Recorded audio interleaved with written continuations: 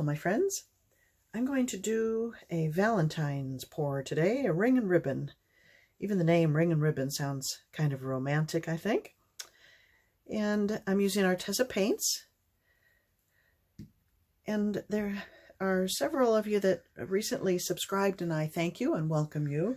I did do a video on the pouring medium I used, how I mix up a big batch of it, and I will link it up above in the right now. There it is. And you can see how it's made and how I mix it up. And as always, though, I put the recipe and the colors and ratios down below in the description box. Here's the consistency. It's a bit on the thick side. Leaves a trail that lasts probably 4 seconds or so, a bit of a mound. And I've got Arteza Pearl Pink, Crimson Red. Then I wanted a darker shade of the red, so I mixed some Crimson Red with some Dioxazine Purple. And then it still wasn't dark enough, so I added just a dot of black, and I hope that's dark enough. White, I used Artist Loft, and Arteza Silver. So I think I'll do dark to light. So a couple layers.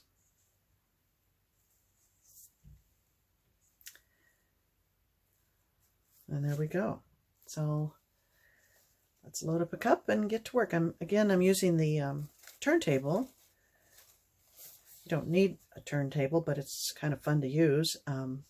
I've done a lot of ring and ribbon pours. I'll link the playlist at the end of this video, and you can watch a lot of different color combinations, sizes, and shapes of canvases. So here we go.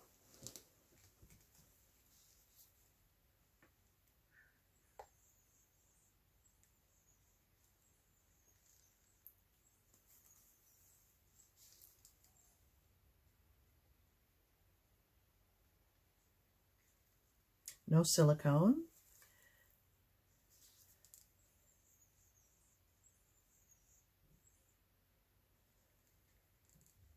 I often get asked if it's necessary to varnish when you're using this polycrylic mix, and the answer is yes.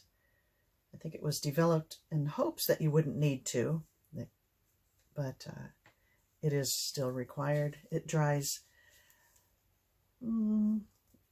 fairly matte, I would say. Might be a bit of a sheen depending on the paints you use. But if you want a shiny finish, you do need to varnish. The polycrylic helps keep your lines nice and crisp.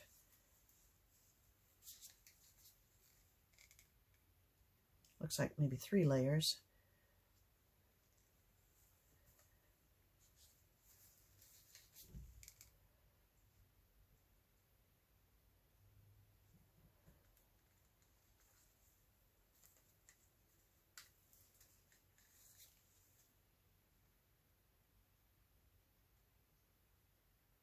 I'll pour the rest of that silver in. Save a little bit in case I need some for the ribbons at the end. I like lighter color ribbons on top because it gives more dimension. I like either lighter or darker, depending on what the composition needs.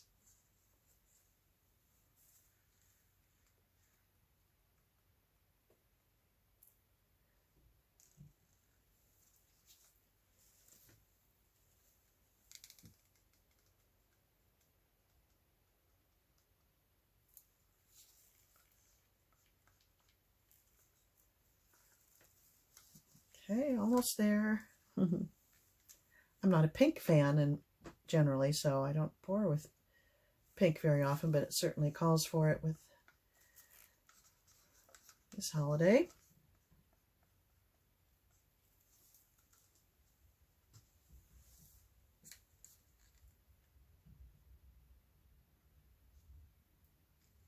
Okay. It looks like a wonderful parfait at this point.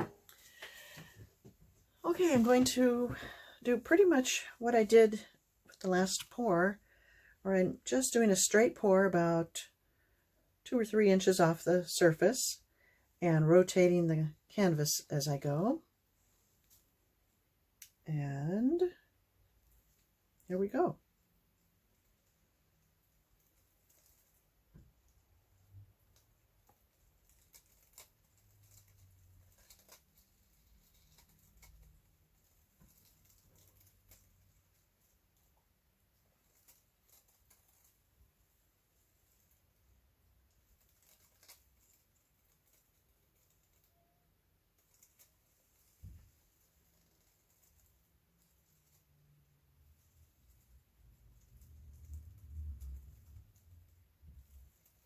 I'd like to see more of that very dark come through.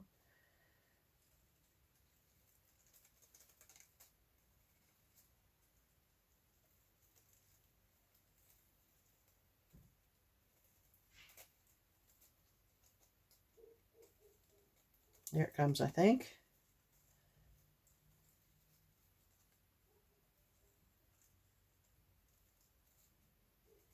Oh, that's nice. Now the light for contrast.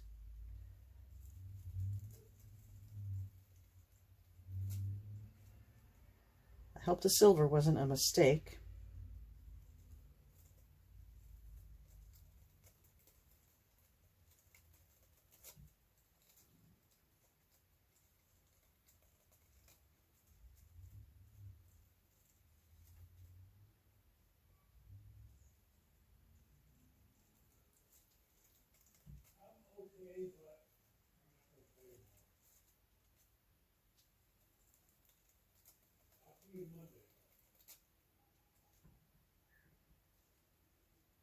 Here comes some more of the dark.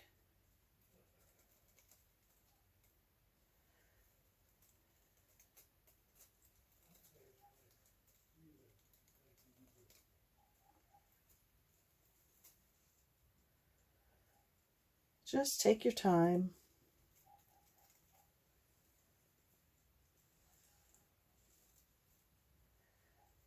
Calling it a ring pour, but it's a straight pour.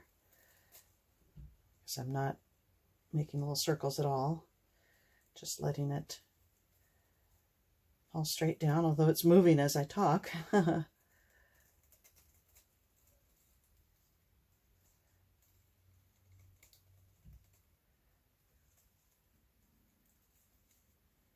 Okay, I'm going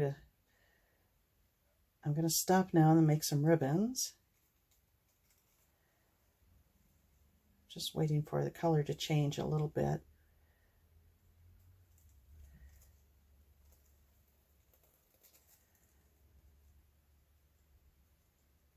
Okay, it's gotten a little lighter, so I'm going to stop. Whew. It's always a little nerve-wracking. Some nice feathering going on there. Here's what I have left in the cup.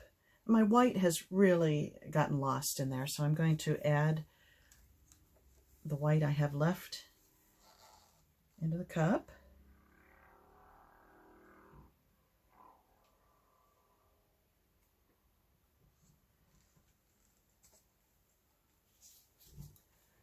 And now I'll do the ribbons. If you watched the other video, the last video, it looked very dark at this point, but once you start stretching it out, it lightens up considerably, so I'm not concerned about that. And here we go. I start kind of off the edge of the design.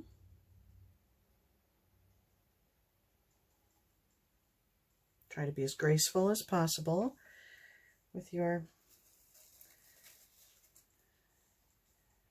ribbons. Looks like, oops, it looks like candy cane, kind of. See how the white is only showing up there. It got kind of lost there, so let's hope it shows up again here. One more pass. Oh, the darker did. Well, that's interesting. I like that. Okay, I'll set that aside. Move the turntable.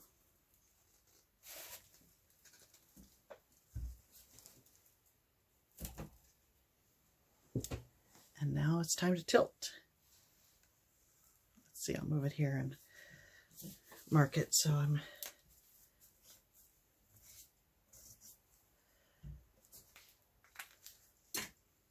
Here we go.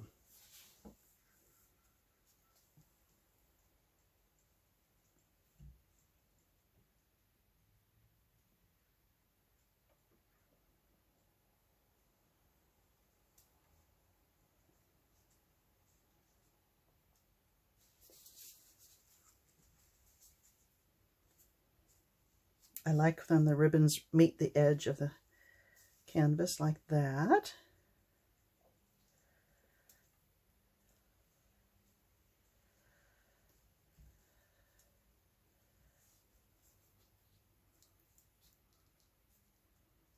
They don't all have to, but I kind of like what happens when you do.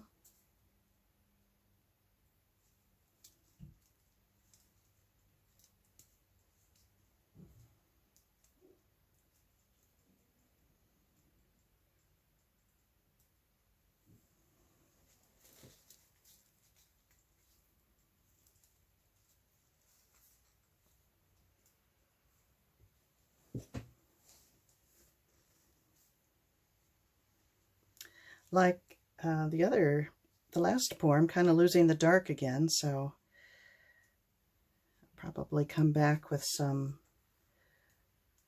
dark in the cup and add some skinny ribbons.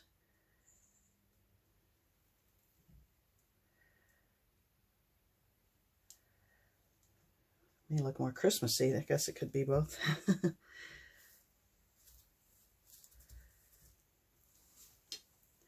Could be both. Let's see. What do I have left?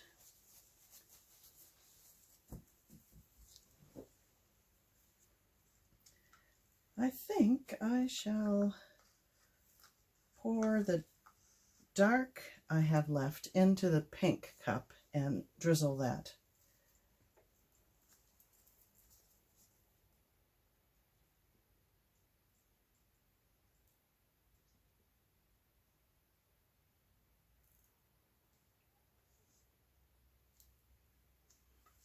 I didn't have a lot of, what about the silver? Yeah, I'm going to add silver. I have more of that.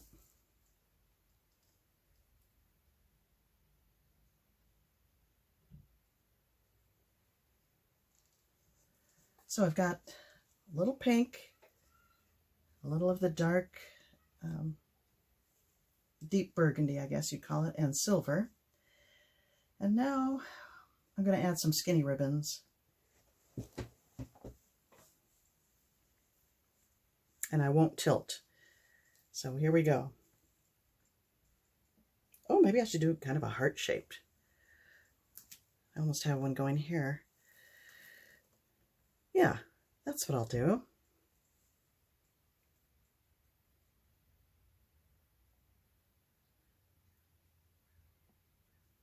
And I try to do it all in one swoop. And I don't care. I want it artsy looking. It's going to be kind of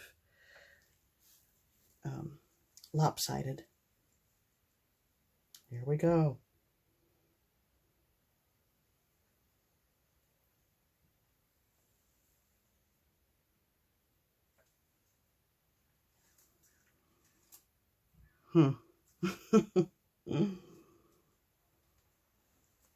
I don't love that. I don't love that.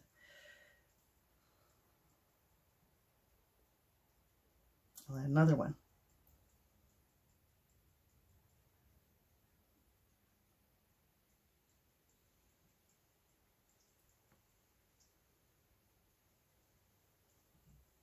I'm going to add another one.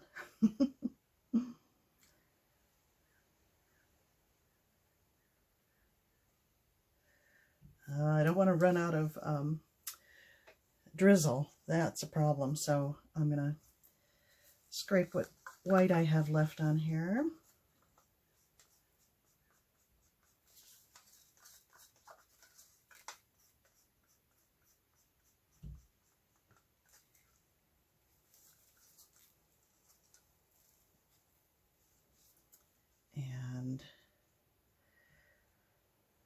where to go with this.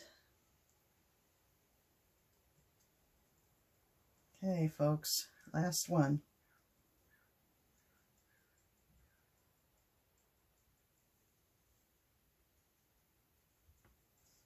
There.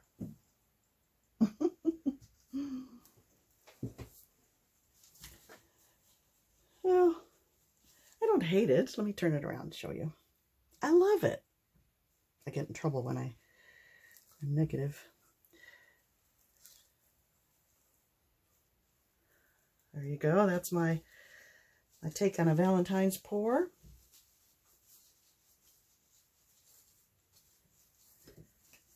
And would you like to see a little closer? Let me bring you in.